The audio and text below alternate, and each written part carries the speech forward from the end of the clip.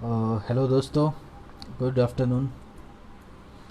आज निफ्टी में आपने देखा रहेगा, एक कम से कम 6-7 दिन का जो कंसोलिडेशन चला है, जो निफ्टी 10,300 पे अच्छा एक सपोर्ट लेकर बहुत दिन तक खड़ा था।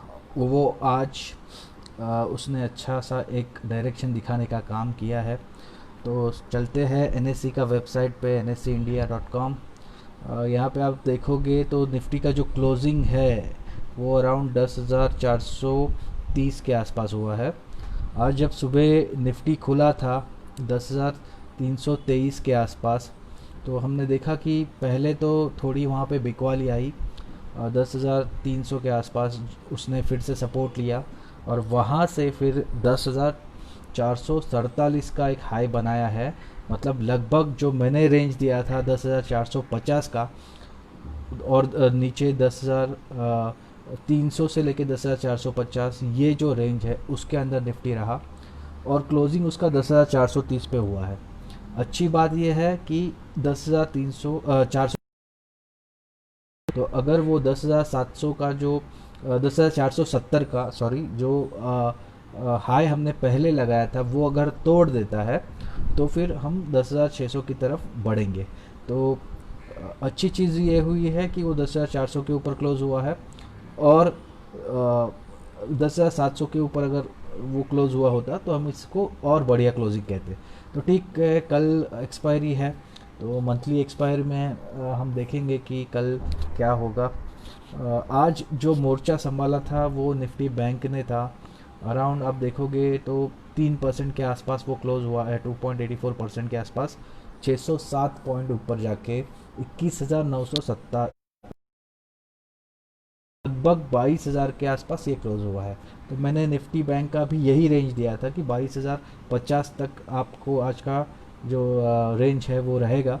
तो एग्जैक्टली हमने जो रेंज आज सुबह डिस्कस की थी मेरे टेलीग्राम के ग्रुप में, एग्जैक्टली वहाँ तक ही हमारा निफ्टी पहुँचा है और निफ्टी बैंक भी वहाँ तक ही पहुँचा है। निफ्टी नेक्स्ट देखोगे तो पॉजिटिवली लगभग आधा परसेंट ऊपर जाके बंद हुआ है। निफ्टी ऑटो में गिरावट हुई है, यहाँ पे मिक्स तरीके से नंबर आए हैं। हीरो मोटोकॉप के तो काफ़ी अच्छे नंबर आए, इसलिए वो स्टॉक अच्छा चला भी है आज। और उसके अलावा आप देखोगे तो जो गिरावट है आज भी फार्मा सेक्टर में रही, और उसके पीछे एक बड़ा रीज़न है ग्लेनमार्क। कुछ कॉरपोरेट गवर्नेंस का कुछ इशू आया है ग्लेनमार्क में। कुछ प्राइजेस फिक्सिंग का उस पर एलिगेशन लगाया गया है, और अगर ये सच साबित होता है तो 200 मिलियन डॉलर तक शायद उसको पेनल्टी भरना पड़ेगा। यूएस एफडीए की गाज उस पर पड़ी है। तो मैं समझता हूँ कि ये एक बहुत ही बुरी और बहुत ही डरावनी न्यूज़ है, जिसके कारण अब ग्लेनमार्क, जिसने 100% से भी ज़्यादा रिटर्न दिया है, वो फिर से हो सकता है कि काफ़ी ज़्यादा यहाँ से करेक्ट हो जाए, क्योंकि ये चला भी उतना है। ग्लेनमार्क ने तो बोला है कि ये जो खबर है वो झूठ है, हमने ऐसा कुछ भी नहीं किया है। तो उसने तो खंडन किया है, लेकिन अगर ये साबित होता है तो फिर जो जो भी ग्लेनमार्क में अभी फंसे हुए हैं, जिन्होंने भी ग्लेनमार्क खरीद की, बीच में ये 560 के ऊपर तक जाकर आया है। उस वक्त मौका मिला था, लेकिन मैं समझता हूँ कि वो मोमेंट बहुत फास्ट था, क्योंकि फेबी फ्लू का जो न्यूज़ आया था उस न्यूज़ के ऊपर वो चला था।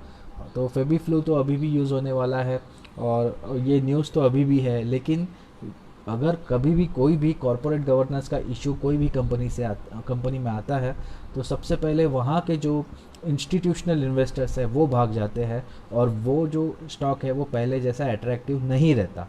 तो अगर कोई भी ऐसा मिस डीड ग्लेनमार्क ने किया है, तो मैं समझता हूँ कि ये स्टॉक का अभी जो फंडामेंटल्स है वो काफ़ी ख़राब हो जाएगा धीरे धीरे। स्टॉक का जो चार्ट पे पैटर्न था वो बुलिश था। वीकली चार्ट पे ये शायद और फिर से ऊपर जाता था। 3 महीने में हो सकता है 614 615 भी वो पहुंच सकता था। लेकिन ये जो न्यूज़ है उसके बाद हमको अभी थोड़ा बहुत देखना पड़ेगा कि ये न्यूज़ दो चार न्यूज़ पे ये 2-3 दिन में कैसे रिएक्ट करता है। आज सबसे जो अच्छा रैली हुआ है वो जैसे हमने बात की बैंकिंग सेक्टर में हुआ है, और उसको लीड किया है एक्सिस बैंक ने। एक्सिस बैंक ने इसलिए लीड किया है क्योंकि सबसे ज़्यादा जो शॉर्ट्स बने थे वो एक्सिस बैंक में बने थे। जब एसएनपी ने उसके ऊपर एक रिपोर्ट दी थी कि ये अब जंक कैटेगरी में आता है, तो जो रेटिंग्स उसका घटाया था उसके बाद बहुत लोगों ने उसमें शॉर्ट किए थे। 400 तक स्टॉक जाके भी आया था, और 32 पॉइंट ऊपर आज क्लोज हुआ है 432 पे। तो 6% का उसमें आज आप देखोगे तो चेंज है, परसेंटेज चेंज है। और वॉल्यूम भी आप देखोगे तो 5 करोड़ 33 लाख के ऊपर ये इसमें वॉल्यूम हुआ है। तो दूसरा इम्पोर्टेंट स्टॉक जो आज चला है वो यूपीएल है। आप सभी को पता है कि एग्रीकल्चर स्टॉक्स आज अच्छे चलने वाले हैं। ये मैंने सुबह ही हमारे जो टेलीग्राम चैनल है उसमें बोला था, क्योंकि कल कल क्या हुआ है कि मोदी जी ने जो अब तक जो फूड रिलीफ का जो प्रोग्राम चल रहा था वो नवंबर तक बढ़ाया है, 3 महीना और वो हमारा चलने वाला है। एक तो जो आप देखोगे तो मानसून भी अच्छा होने की आशंका है, तो उसके वजह से पहले ही एग्रीकल्चर सेक्टर में अच्छा बूम है, फर्टिलाइज़र सेक्टर्स काफ़ी अच्छे चल रहे हैं। तो यूपीएल है वो जो एग्रीकल्चर से रिलेटेड बहुत सारे प्रोडक्ट्स बनाता है, और ये मार्केट लीडर हम इसको समझेंगे। तो यूपीएल आज 5.5% ऊपर चला है, 447 पे ये बंद हुआ है। और ये लॉन्ग टर्म के लिए एक पोर्टफोलियो स्टॉक है। अगर आप इसको फिर से कोई गिरावट आ जाए तो इसको आप एक्यूमुलेट कर सकते हो, बिकॉज ये बहुत अच्छा स्टॉक है। उसके बाद आता है बजाज फिनसर्व। बजाज फिनसर्व 5% ऊपर जाके क्लोज हुआ है। तो बजाज फाइनेंस और बजाज फिनसर्व ये हमेशा हमारे रडार पे रहे हैं, और इसमें बहुत बार मैंने खरीदी की बात भी की है।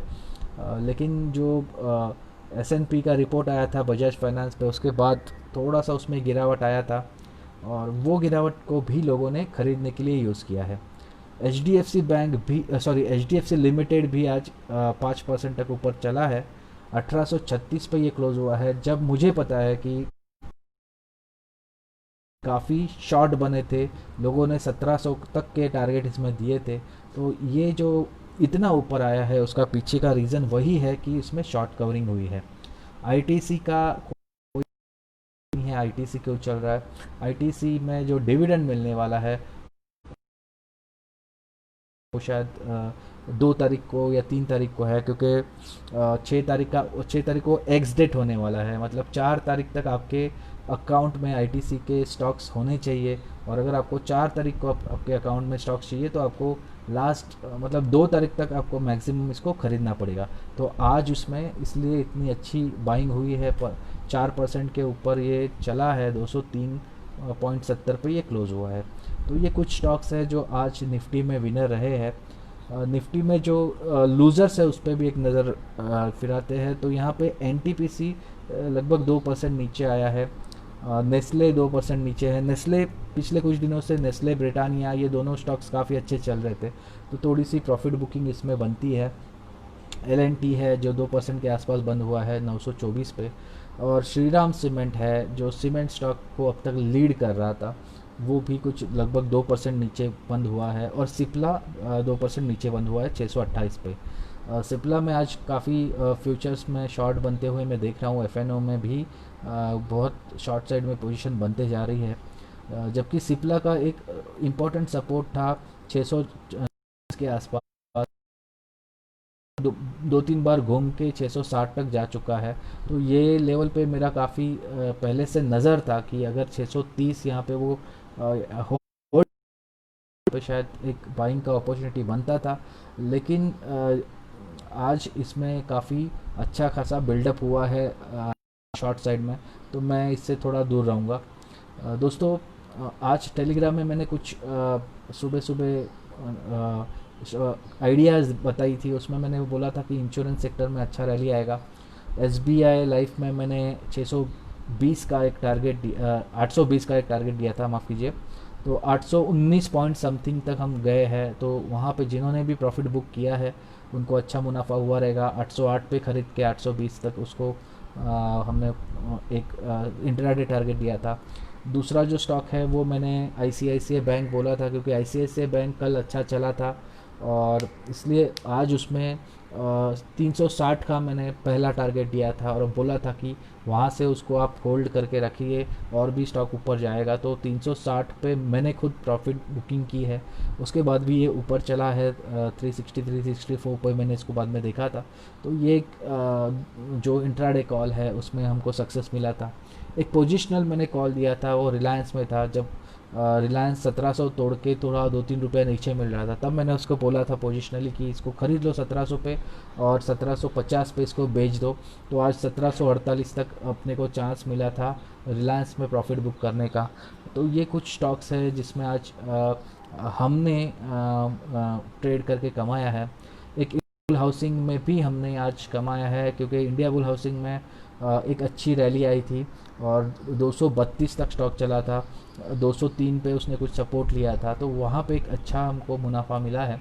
एक ही स्टॉक में आज लॉसेस हुआ है और वो है जी इंटरटेनमेंट, क्योंकि जी इंटरटेनमेंट पे यस बैंक ने एक केस डाली है। सुभाष चंद्रा को भी वहाँ पे उसमें डिफ़ॉल्टर ठहराया गया है। तो वो लॉसूट के हिसाब से मुझे लगा था कि उसमें 161 तक के टारगेट बन सकते हैं, लेकिन 165 पे ही स्टॉक ने वहाँ पे सपोर्ट ले लिया और कुछ ही टाइम पे वो ऊपर चला गया। तो वहाँ पे हमारा स्टॉप लॉस एक ट्रिगर हुआ है। अदरवाइज़ आप देखोगे तो बाकी के जो 3-4 स्टॉक्स है उसमें हमको आज अच्छा खासा मुनाफा मिला है। तो आज का जो मार्केट था उसने एक अच्छा काम किया है कि जो बहुत टाइम से मार्केट में सुस्ती थी, 50 पॉइंट 60 पॉइंट 100 पॉइंट के अंदर जो मार्केट घूम रहा था, आज उसको तोड़ने का काम मार्केट ने थोड़ा बहुत करने की एक अच्छी कोशिश की थी। मैं समझता हूँ कि 10,450 के ऊपर मार्केट बंद होता था तो ज़्यादा प्रॉमिसिंग कल का रैली होता था, लेकिन मैं ये भी क्लोजिंग मतलब इसको भी हम लोग ज़्यादा ख़राब नहीं मान सकते। ये भी बहुत अच्छी क्लोजिंग है, जबकि हम